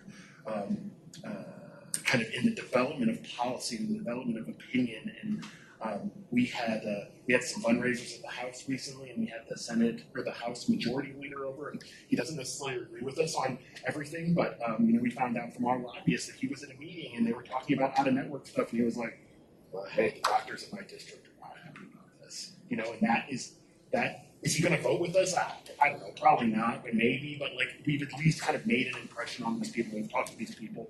And it's going to sound kind of stupid from my point of view, but like we had a thing about out-of-network last year. There were so many people. USAP brought an army of people, and so we couldn't even fit into the room that they had set aside for us. But because of some of our advocacy stuff, one of the legislators came out and was like, Dr. Flores, I saved a seat for you inside. And I was like, yeah, I know people. That's a cool feeling. Like it's these are the people you hear on Colorado Public Radio and you see on the news, and like these being involved in this is actually a really cool thing. And really, all it takes is saying, I want to be involved. I want to help out with this stuff. And if you are interested in doing it on the state level, just let me know. You can drop me an email. I go down to the Capitol during session at least once a week, and usually more. So if you're interested in talking to legislators, if you're interested, and it's not hard, and it just takes a little bit of, being familiar with it a little bit. Just let me know. I'm happy to have company. I love taking residents. It's like, you guys have a ton of credibility. It's really, and it's pretty great when you're, used to being low man on the totem pole to have the senator ask you what you think about things, and they will. So, if you're interested in that at all, let me know. I can find time for you to come down. And it really is a very worthwhile thing to do. And I personally really love the state level, partly because we have strict campaign finance laws. It's not quite the making it rain kind of thing that it takes to get into a national, to one of the federal guys. $400. It's $400. That's the maximum we can give to and candidate. also because it's a relatively small state, it's very possible to make very personal relationships, and they get you, and they will care what you think. So if you're interested in that at all, even if you've never met a legislator before, if you do know some, that's fantastic. We can use that too. But if you've never done that ever before, just let me know. You can come down. Happy to help. It really is. It is not the scariness that it might seem like. Yeah, because it's like 2/3 of Americans don't know that anesthesiologists are physicians, so that includes legislators, right? They have Probably more like 98. They- Well, I mean, now they do, because I like go to their Yeah. houses and They stuff. have- I'm like looking no in their window, I'm idea. like, we're doctors. They have not a clue what we do. They don't know what it takes to get here. They have no idea how much student debt you have, how you haven't been able to invest in a retirement plan for over 10 years, how you are trying to have a family and a house and a car and pay your bills, and they don't understand how that works. So you have to go tell them. Do you have any other topics, or should we open for questions? Well, certainly if there's any questions, the only other thing we haven't talked about at all is scope of practice. Oh, God, right. They could probably take up a whole session of itself. Yeah, for sure. First of all, are there any questions, anything people want to talk about? I find that I am really interested in this stuff when we talk about it like this. The last time this happened was the very beginning of CA1 year, and I remember feeling like super jazzed and like wanting to get involved and then getting really tired. How can I keep the trajectory? Well, at a minimum, donate to the PAC. That's your like very minimum thing. And just on the PAC thing, Kim said, even if you're donating $1 or $5, one of the things that they look at for PACs is not only the amount of money in a PAC, although that is delightful, it is also how many individual donors are in a PAC also determines some of the PAC's clout. And so even if you're just putting $5 in, that is still actually contributing to mission in a meaningful way. It's not just like, okay, I did my thing. Like, that's actually important. So, feel free to do it. Plus, that means Kim gets to go up at the national meeting and, be like one of the 100% program things. Yeah. And once you're in private practice, like the ASA PAC, you can sign up for a monthly charge on your credit card, and $1,000 a year is $83 a month. So that is right under the spousal, awareness level. It's only a two-digit charge. It's like Not everybody has to worry about it. In our house, I'm like, should I PAC? Donate right now. Well, and I think, and maybe I was a little wrong about what you were asking, but it's kind of about keeping momentum and about kind of being engaged in this. Like, I do really think most of us got into this gig. We were talking a lot about money, but we got into this about taking care of people and providing the best possible, health care to the most people that we could. And all of this stuff, when it comes down to it, is about providing great care to people, right? Because if we don't get paid enough, there aren't liver specialists, or neuro specialists, or pain guys, or whoever it is, to do this kind of work, right? And to really, because it is, she knows better. I was telling Steve this morning when we talked about it. I'll open my eyes at 3 o'clock in the morning, and she's sitting up on her phone doing some of the thing at 3 o'clock in the morning. What are you doing? And because it consumes her entirely, especially during this 4-month period that the legislators are in session here in Colorado. And it is a beat down, and you have all these people telling you you're a greedy doctor and how horrible it is. Is to kind of remember that this money and talking to these guys and being engaged is about providing really great care to people. And for the people in this room who, we were kind of joking about this too, is that we've kind of gotten down on ourselves and we make fun of the ER guys and the internists and the surgeons. We're always giving them a hard time, but we are literally heroes in this room. We're doing the coolest stuff. We're helping people. We're literally making miracles happen, and we have to kind of remember that that's what we got into this. And we make these jokes about, I'm living the dream. This was literally all of our dreams. This was our dream. And we're living that dream and keep doing this thing. We gotta we've gotta be in the face of legislators, and we gotta defend ourselves, and we've gotta ask for a fair wage to live by, and this is the thing. Sometimes when it is this huge beatdown, and you're kind of super engaged about it, and you want to do it, and 3 months from now, and you've been doing it a bunch, and you really are getting beaten down by it, just remember, I'm doing this because this is the thing that this was my dream, and I'm trying to preserve my dream, and I'm trying to help people. It sounds super hokey and stupid, maybe, but you do have to kind of push forward towards this and kind of keep. And just come back to the Capitol. There's nothing like, doing it and just seeing it. And I would like to. I would say, it's fun. and I'll volunteer, not putting anybody else in the spot, even if I have to do this for every one of you. Set an appointment out with your legislature. We'll talk about it ahead of time. And Nick is planning to do more of these next year, like more like little updates of ways you can get involved with things to keep you reinvigorated and keep it at your forefront, because that was something else we talked about that was kind of missing, was that you get it in your orientation week when you're exhausted and you don't know which way is up, and then we never talk to you about it again until we're asking you for money. So we talked about like doing more like things during this lecture time to kind of keep residents involved and up to date, and he'll find out from the CSA areas where residents can help and like let you know that that's an option and get you involved. Sometimes in like the heat of the session, because so in Colorado we have a session every year. Some like state legislators do it differently, but our legislature is in session from sort of the first week in January to the first week in May, and so they condense all this stuff in there, and things get very, very crazy, especially when it's a healthcare busy session. And so sometimes we are not, and by we I mean me, are not awesome about communicating things, so sometimes you have to like poke a little bit. But we're constantly doing stuff. So if you want to be involved, there is a role for you to be involved.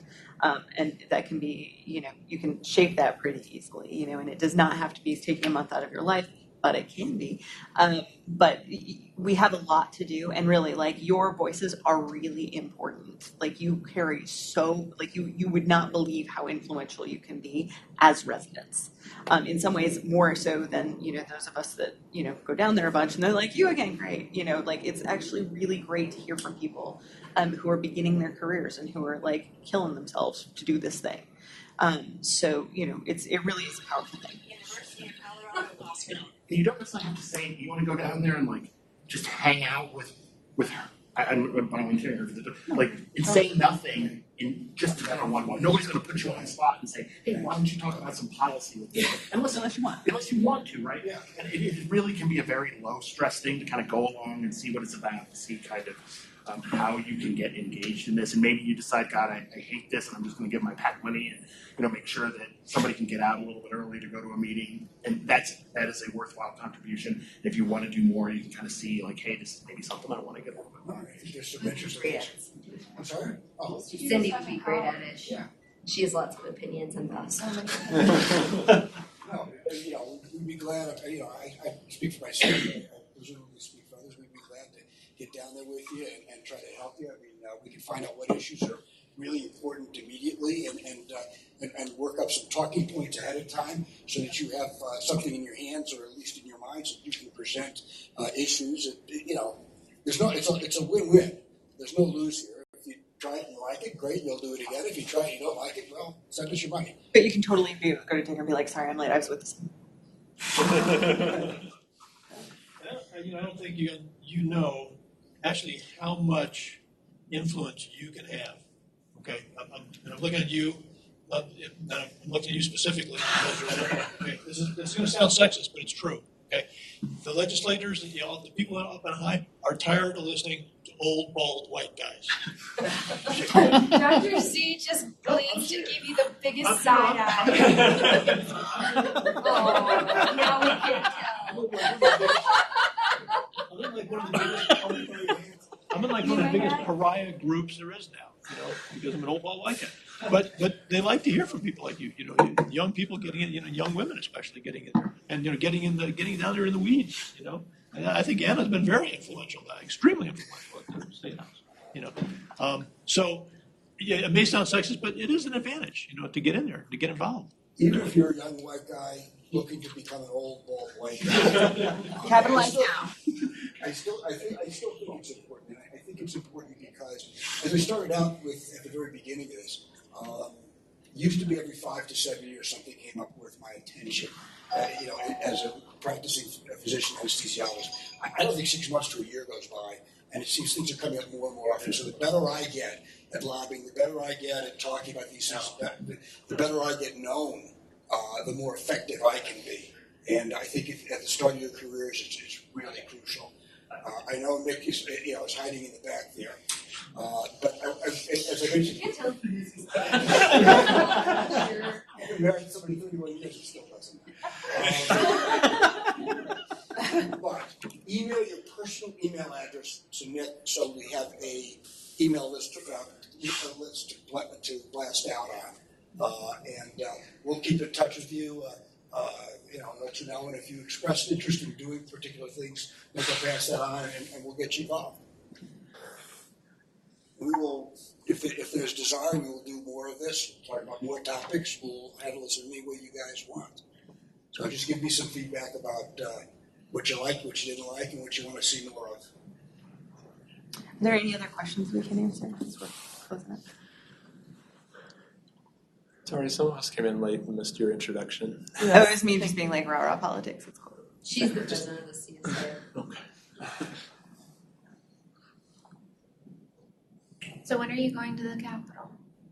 I will be there probably later this. I go pretty much every week. So it's as the session goes on, Thursdays are often my Capitol days because that's when Health Committee meets. But it's kind of spotty, so it's we can work something out. But I go a lot, and if I'm not going and we can't find one of our, if there's not one of us going, we can always hook you up with our lobbyist who is amazing, and she is really fun. Don't let her mix you a cocktail; it doesn't go well. She's lovely and is also and happy to have people come to learn and things like that. So we can always figure out something. She's going to be all mad that I just volunteered her for that, but she canceled her bachelorette party this weekekend, so I don't really care what she thinks anymore. So I am not going to the Broadmoor. So it's she is actually fabulous and has expressed willingness to do that a bunch of times. Her So name is Edie. But yeah, Edie is great. and she is amazing. Like she is an amazing lobbyist and also super fun. So Everybody knows her down at the Capitol. Oh yeah. Yeah, she's the state equivalent of at the federal level. The guy's name is Manny Bonilla.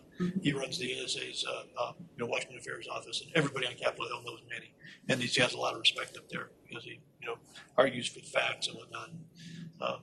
But also, I would say that if you get involved in this, don't be surprised if after a day on the state capitol or the federal federal capitol talking to legislators, you feel like you need to go and take 2 or 3 showers.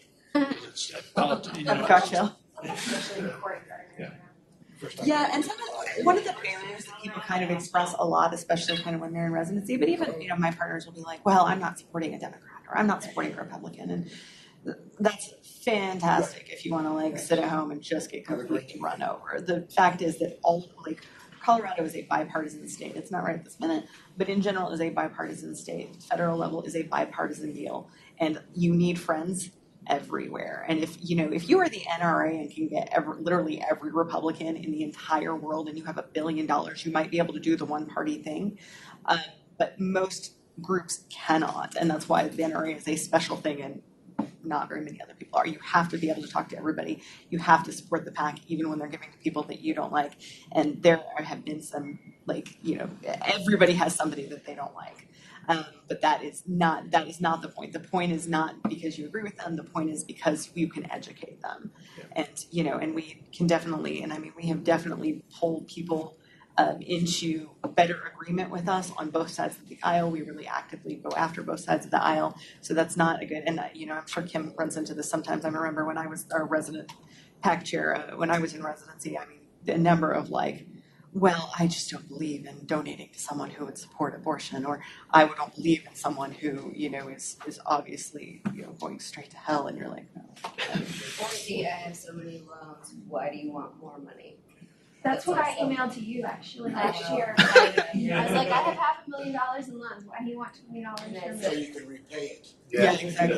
Yeah, I get it now. Well, I still have $500,000. Well, right. So one of the issues that just a dollar lobbies is for Just residents, put your right? name on the list. This is stuff that affects you directly. And yes, I totally understand. Sometimes that is a really hard thing.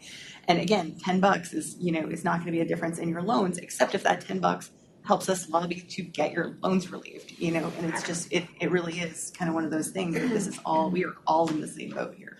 So that is one of the things we've been lobbying on is because for medical residents. Yeah, everybody we talked to seemed really receptive to that. I don't know if it has gone for a vote or whatever. I think it's a nice idea. I think the details are hanging out a little bit as I think where we are on that. But I think I think some things are gonna happen, but it's just hard to it's one thing for them to be like, yeah, and then they're like, okay, we need money, and they're like, no. Don't negotiate.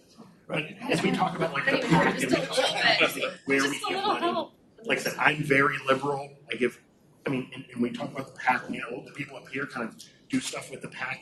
We don't give money to liberals, or Dan is more conservative. Just give money to conservatives. We give money to people who support our patients, who support physicians, who support anesthesiologists, and to put that into real life things. Like, I have been to fundraisers for Republicans and very willingly pulled out hundreds of dollars of my own money to give to Republicans. We had a Democrat over the House, and Dan was like, "Yeah, I'm going to be sending my check to give money to them." This is not about like supporting the kind of side in their personal politics. It's about the people who support us. And who we can educate. Sometimes they're not even people who necessarily support us. It's people who are open to hearing and we can teach about how these things do, because you guys are the experts in what they're making laws about. They do not know things, right? They really, really don't. Our legislature is incredibly young. There is no qualification for being a legislator. Really, you can go from being completely unemployed for, really all of your 20s, and you can be a senator the next day, which is, I guess, a couple of those. And we do, which, yay, America, that's how it's supposed to Better go. healthcare. But they don't necessarily know anything. And if you are not teaching them, somebody from the insurance company is. And you just have to ask yourself, who you want telling them how it works. Because they got a lot of people up there. When it comes to talking to legislators, one thing you learn is that the personal stories work really well.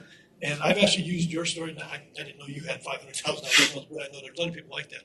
I used that sort of story. And if you were standing there saying, "Look, I have $500,000 in loans, and you want to take it and you want to legislate how much I can make, but you have done nothing to control the costs of me getting to where I am." My take on this whole,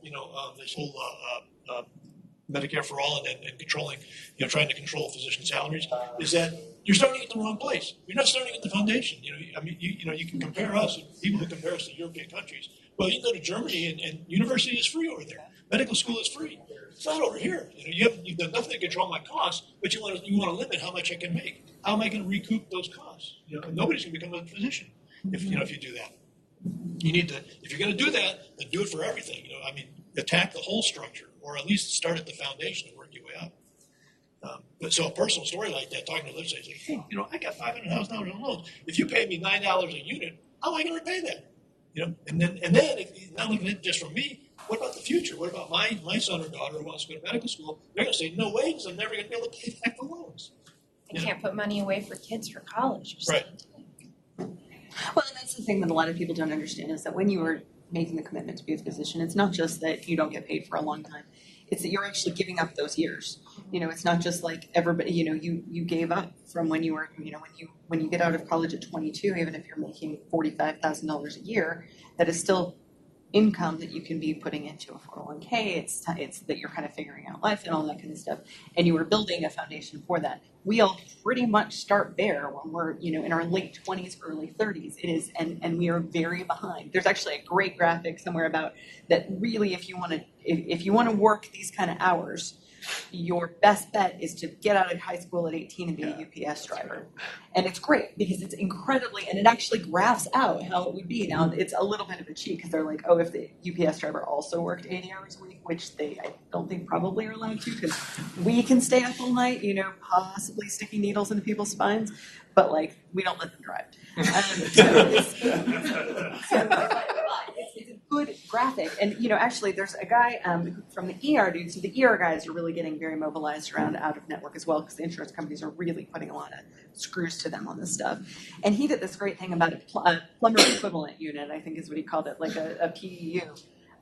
When we talk about this, when they keep talking about, the insurance companies keep doing this thing where they're like, well, you're charging 200 times Medicare in these shock tones, that's a lot of money. But again, Medicare pays me $16 an hour. Of course I want more than 200 times Medicare. We can't do it. And so when they say that, when they say multiple Medicare, what we should do is plumber equivalent units, which is about $150 an hour. Are you making $150 an hour? A lot of times you're not. A lot of times you're actually, you're out of cases or things like that, or you don't have a great payer mix or whatever. We're making about the same amount as a plumber, adjusted for time, right? And that's kind of some of the messages that we need to give to people, is that this whole thing about how we just are making out bank robbers is just nonsense. So it's it's a little bit of a delicate conversation, because it's when they have people coming into their office being like, hey, I can't feed my kids. you're not that sympathetic when you're like, I really cannot afford to do this for 16. Because some of them, I've literally had people say to me, well, $16 an hour sounds really great to some of my constituents. I'm like, well, okay, but we That's didn't. also another problem that needs to be fixed. No, exactly. This is not an either or kind of thing, but also that constituent is also not trying to save a life all night, and is also, you know, and also did not spend 20 years of their life really like getting established as a doctor. So, and that isn't to say that that person doesn't deserve a better lot, but like you know, we have to communicate in a good way that these kind of myths about how we're all just like, you know, rolling around in piles of money like, you know, Scrooge McDuck is just not really the thing. You know, and kind of illustrating that we need to make this something that's incentivized, or people won't do it. Like they just kind of assume that we're not rational financial actors, and to some degree we're not, right? Like doctors are amazing in that they would just take it, right? Like the hospital puts more requirements, we're like, that sucks, but okay. You know, more hours, that sucks, but okay. You're going to cut a reimbursement, like, okay. You know, we keep kind of doing it, but there will be a breaking point where people say, I can't do this anymore. So. That's why we use the CRNAs. No, I'm joking. No, I mean, but you know, and that is a whole other issue that I can't believe we didn't actually get to today. But the CRNAs can't work for the rates that they're saying either. You know, it's like they also don't want to make $16 an hour. But we will be having a scope of practice discussion at the bar across the street. Actually, I'll talk to Tony. If you guys are interested, I'll try to set up another meeting in a couple of months. We can do this, and you know, tell the things you guys want us to talk about. Just give me some feedback. Give me formal or email, give me informal, just a hallway discussion, and I'll do my best to make it happen. Thank you. Yeah. I want to thank especially Dr. Wayne for coming and giving of her time. Got me on an ortho? We got her out of the OR, she's not being paid. So that's a bummer for Casa Flores. Also back again. Not only done so much for all of us over the years, but is a great mentor to those of us that are even balding old white men. Not as bald or white. Not as bald. Pretty bald. And I want to thank you for bringing up the Elder McDuck. I haven't thought of it. So, If I can't bring up a cultural reference from 30 years ago, I'm just not relevant.